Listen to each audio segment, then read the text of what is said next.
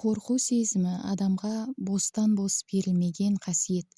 Оның адам өмірін қорғап қалуда, сақтап қалудағы рөлі орасан зор. Мәселен, бұрынғы заманға алып қарайтын болсақ, біздің ежелдегі ата-бабаларымыз қорқыныш сезімінің арқасында көптеген қауіпті жағдайлардан аман қалып, соның арқасында біз осы дүниеге келіп жетіп отырмыз. Дегенмен де қазіргі таңда қорқыныш сезімінің құрсауында қалып, алға қадам жасай алмайтын адамдар көп.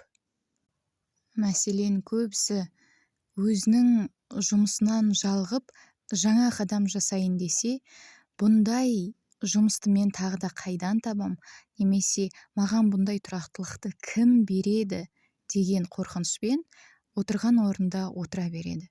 Дегенмен де бұның ар жағында алып келетін өзінің салдары бар.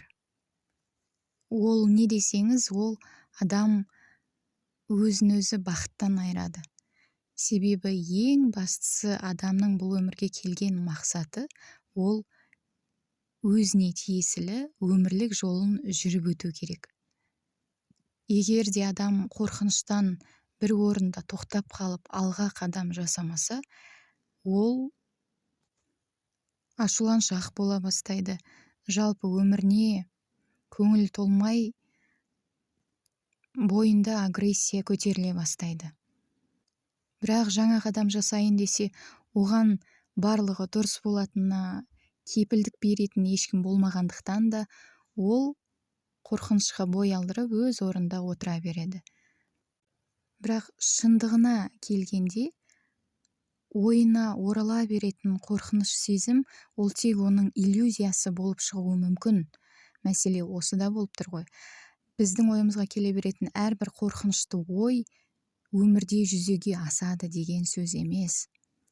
Әлбетте, адамның денсаулығына қауіп төнуі мүмкін жағдайда қорқыныш туындаса, міндетті түрде өзінің инстинкттерін адам тыңдау керек.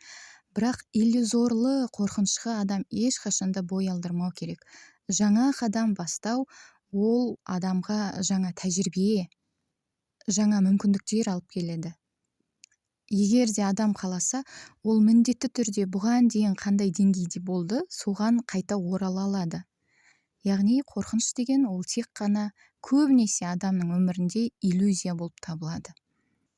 Және де менің бір байқағаным, адам жаңа қадам жасай білген сайын, оның қорқынышы сейіле түсіп, өзіне деген сыйластығы, өзіне деген құрметі арта түседі екен. Себебі белгілі бір деңгейде адамда батылдық пайда болады ғой. Сондықтан ешқашан алға қадам жасауға қорықпаңыз.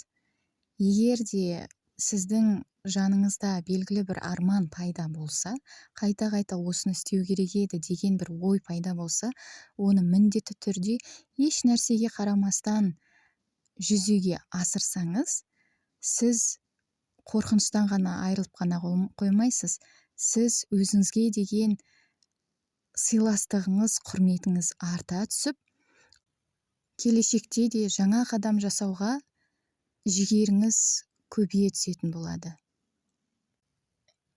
Және де тағы айтарым, тұрақтылық деген өмірдің тұрақтылығы жалпы ол иллюзия.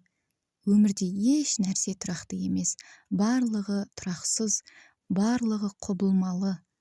Егер де сіз сол тұрақсыздықпен бетпе-бет келіп, еш нәрседен қорықпай алға қадам жасасаңыз, міндетті түрде қалағаныңызға қол жеткізіп, өмірде жолыңыз болады. Ең бастысы, сіз бақытты боласыз.